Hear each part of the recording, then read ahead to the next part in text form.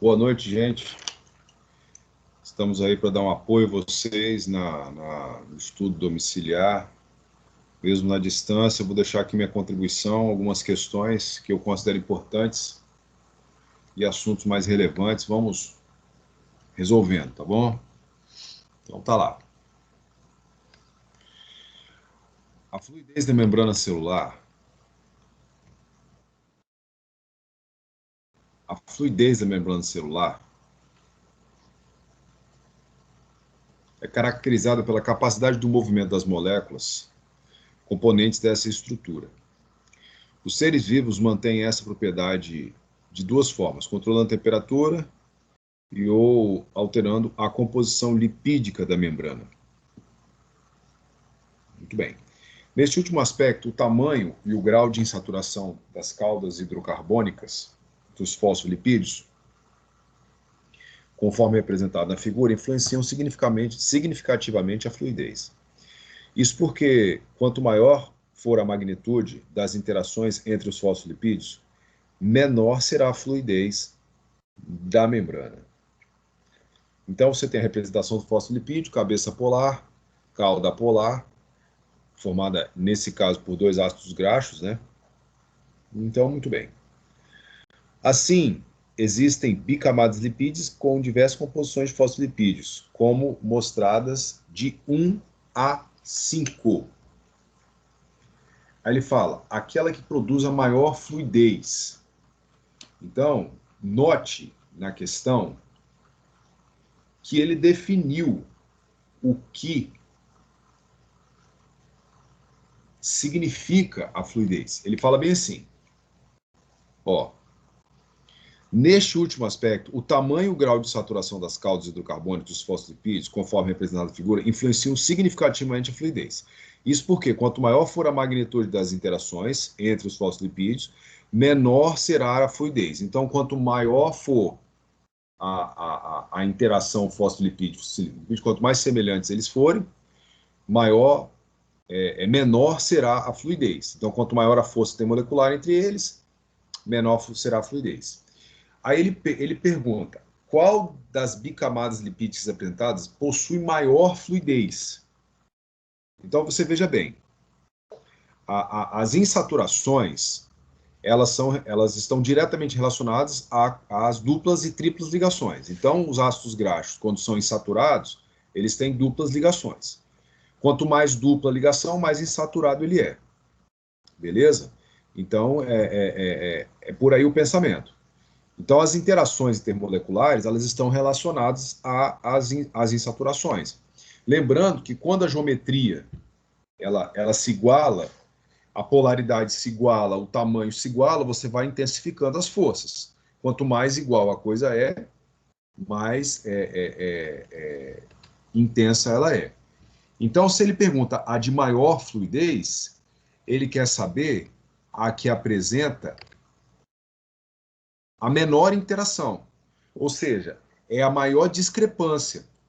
Então, gente, quando você olha aí, a maior discrepância, ou o maior problema, né, a maior dificuldade de visualização, eu não coloquei as opções, mas eu vou olhar aqui no meu arquivo, só um instante. Ali você tem, na sequência, né? Isso. Você veja bem, a opção aqui vai ficar na sequência, A, B, C, D e E, tá bom?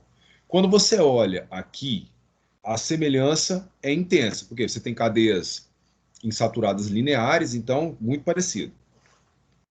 Quando você olha na letra B, você tem, observa bem na letra B o que está acontecendo aqui. Você tem uma cadeia insaturada, porque essa quebra que dá, gente, é da ligação π. Eu não sei se você lembra, quando você tem uma molécula que ela é desenhada assim, ó, na isomeria cis-trans, ela é desse jeito, ó, ela é desse jeito na isomeria cis-trans, ó. Então, quando você olha para a cadeia, essa quebra, ó, vou desenhar de caneta, ó, essa quebra aqui, ó, você observa por causa da dupla. Então, essa quebra que você vê aqui, ó, essa aqui, é por causa da insaturação. Então você vai ver na letra B que você tem uma cadeia insaturada colada numa saturada, uma insaturada colada na saturada. Então aqui existe uma discrepância. Quando você olha para o desenho 3, você observa que você tem duas cadeias lineares coladas, tá vendo?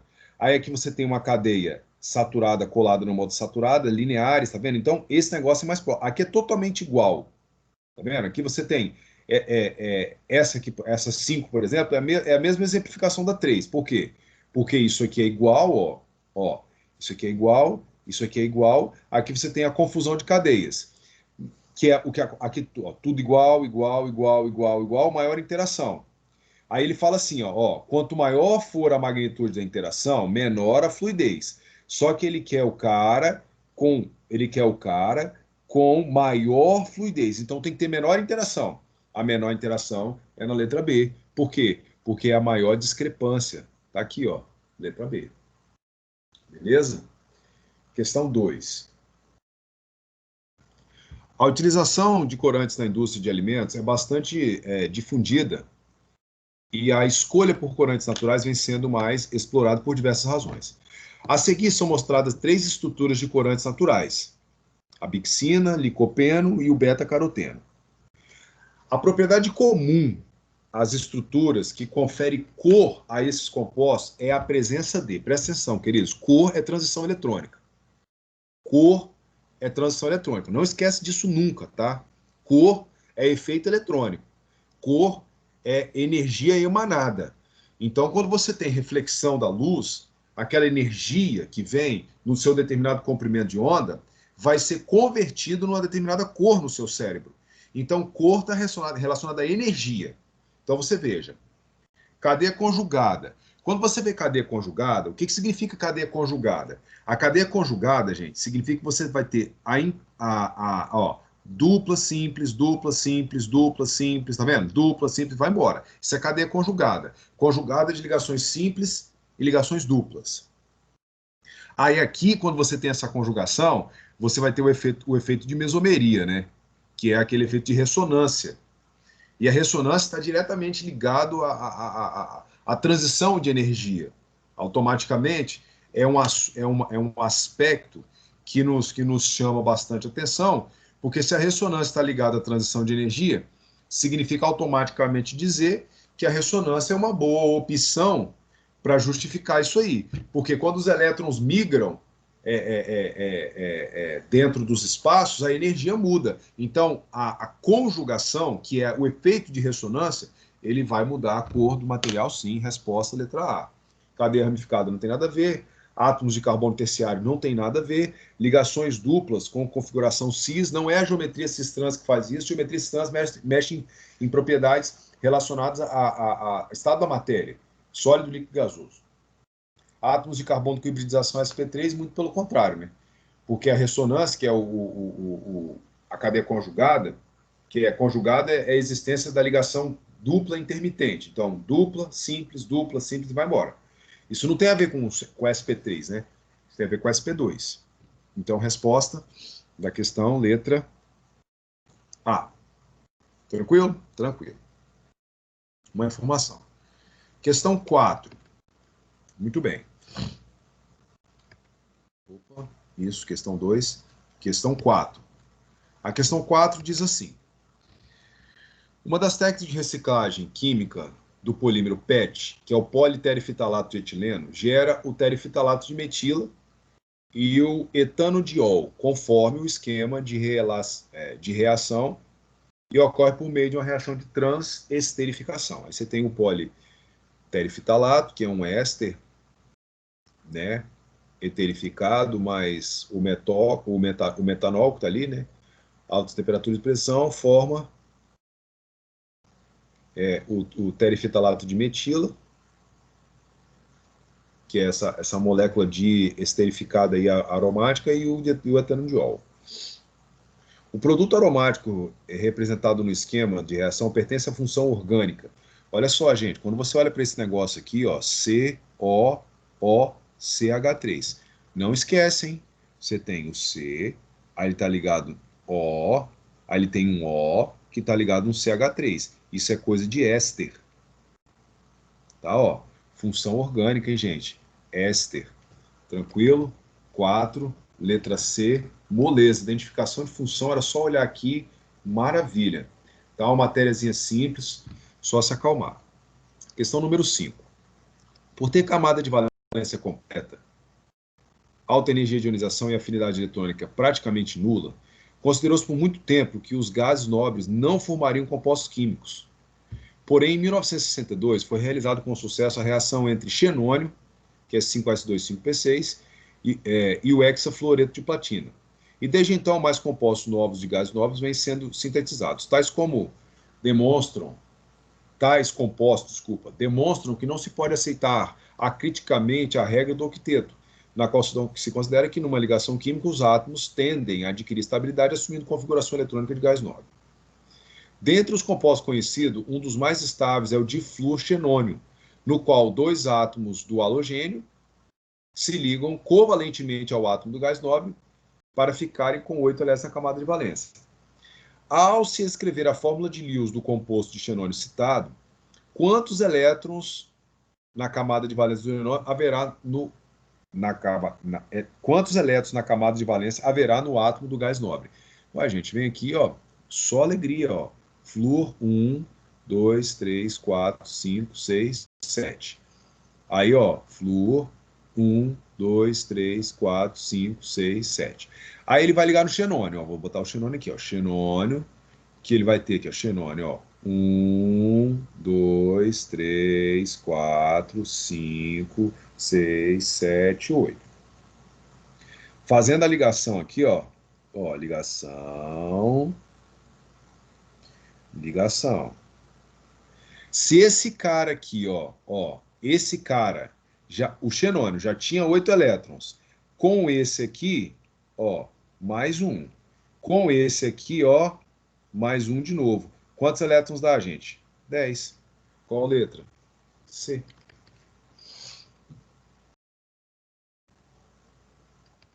Bem tranquilo essa, né? O pessoal assustou um pouco, mas tá tudo bem aí. Olha lá, gente. Questão 6. Um teste de laboratório permite identificar alguns cátions metálicos ao introduzir uma pequena quantidade de material de interesse em uma chama de bico de Bunsen, para em seguida observar a luz emitida. Muito bem.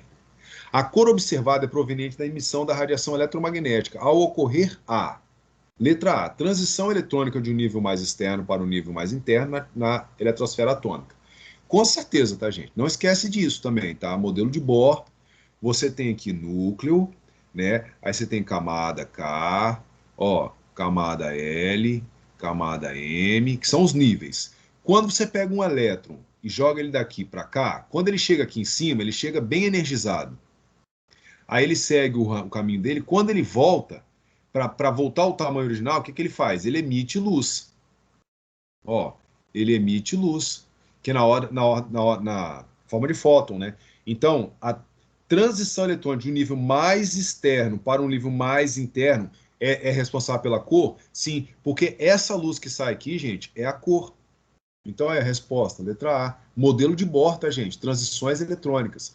Toda vez que você estiver pensando em luz, lembre de energia. Quando você fala de modelo atômico, é transição de camada. Você vai ver a cor quando o elétron sai de uma camada mais externa e vem para uma camada mais interna. É sempre assim, tá bom? Bem padrão as questões, elas costumam nem flutuar na matéria. Muito bem. Aí a questão 7, desculpa, gente, ela tem o mesmo contexto, só que ela sofre uma pequena alteração, eu gostaria de lê-la. Diz assim, um teste de laboratório permite identificar alguns cátions ao introduzir, mesma pergunta da de cima. A cor observada é proveniente da emissão de radiação eletromagnética ao ocorrer letra A, mudança de fase sólida, estado da matéria não tem nada a ver. Pula. Combustão dos cátions, combustão é reação, gente. Combustão do cátion. Não. Vai formar óxido, se isso aí acontecer. Isso não tem a ver com a transição eletrônica. Letra C. Diminuição da energia cinética do elétron em uma mesma órbita na eletrosfera atômica. Se o elétron se mantém no mesmo nível, ele não muda de energia, tá, gente? Ele pode desacelerar, acelerar, lá dentro do seu movimento dual, da incerteza, não tem problema nenhum. Mas ele não vai emitir luz, não. Então, não tem nada a ver. Não, não tem nada a ver, não. Isso tem a ver, mas não é a resposta, beleza? Letra D. Transição eletrônica de um nível mais externo para o mais interno, que é a resposta da questão, mas aí ele colocou alguns outros comentários trocados, aí eu só li porque as outras questões distraem da ideia, beleza? E por fim, queridos, a questão 8, que é um assunto extremamente discutido, que é o modelo atômico, que nós não achávamos que era importante para o Enem, mas tá aí a questão. Em 1808,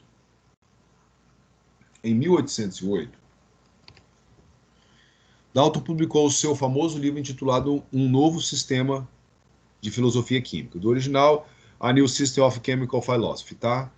Lá nos anais da história da humanidade, da ciência, uma das grandes marcas, o início da história da química foi nesse livro, no qual continha os 5 postulados que serviam como alicerce da primeira teoria atômica da matéria fundamentada no método científico.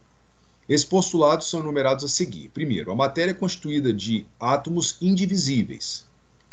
Então, átomos indivisíveis. Isso, né? Ele falou. Está errado, mas ele falou. 2. Todos os átomos de um mesmo elemento químico são idênticos em massa e em todas as propriedades. Ele também falou e também está errado, porque ele está considerando que só existe isóbaro, né? E não tem nada a ver, porque existem os átomos que são do mesmo elemento e não têm a mesma massa, né? Diferente. Mas tá, seguindo. Diferentes elementos químicos têm diferentes tipos de átomos, em particular, seus átomos em diferentes massas. Aí ele está ignorando os isóbaros, né? Porque existem os isóbaros. São elementos diferentes. Ó, no 3 aqui, ó. Nesse 3, ó. Você tem o argônio 40, 18 e o cálcio 40, 20. Eles são isóbaros e são elementos diferentes. Aí quando você olha aqui para 2, por exemplo, ó, você tem o hidrogênio 1, você tem o hidrogênio 1, 2, você tem o hidrogênio 1, 3, até porque o hidrogênio tem que ser número atômico 1, né? Porque senão ele não é hidrogênio. Então ele fala assim, todos os elementos são idênticos em massa, e eles não são idênticos átomos de um elemento. Os átomos de um elemento não são idênticos em massa. Então, ele cometeu esse erro. 4. Os átomos são indestrutíveis e as reações químicas mantêm suas identidades. Negativo. Os átomos não são indestrutíveis, existem as reações nucleares, né, gente? Aqui, ó, existem as reações nucleares. Aqui ele está ignorando as reações nucleares, então ele cometeu esse erro aqui também. Os átomos dos elementos combinam-se com átomos de outros elementos em proporções de números inteiros pequenos para formar compostos. Isso aí, gente, isso aí está certo. Isso é a lei de Proust. Então, isso aqui é verdadeiro. Aí ele fala, após o modelo de Dalton, outros modelos baseados em outros dados experimentais evidenciaram, entre outras coisas, a natureza elétrica da matéria, a composição e organização do átomo e a quantização da energia no modelo atômico. Com base no modelo atual que descreve o átomo, então no modelo atual, o modelo de Rutherford-Bohr, né? Qual dos postulados de Bohr ainda é considerado correto? Os 5. Letra E. Os outros estão tudo errado. Porque ele ignorou aqueles efeitos que eu comentei. Então, gente, um aspecto geral é esse. Vocês não podem eu gostaria que vocês não se esquecessem de que pilhas é um assunto muito importante e que faz parte do conteúdo geral, extremamente cobrado. Nós fizemos muita coisa sobre pilhas, mas dedique-se um pouco a pilhas, a termoquímica, beleza? Para que o seu estudo seja o mais próspero possível. Eu agradeço a oportunidade de ter sido professor de vocês e sem hipocrisias e palavras de efeito, não tenho interesse nisso. Desejo a vocês de coração toda sorte. Espero que vocês, na hora da prova, se concentrem naquilo que vocês estudaram. Eu não tenho aqui o direito de nomear os alunos, mas eu agradeço de coração a oportunidade de ter conhecido e ter convivido com vocês. Desejo, mais uma vez, uma boa prova passem bem, fiquem firmes e sintam aí a minha saudação e o meu abraço. Boa noite a todos vocês e espero revê-los em breve.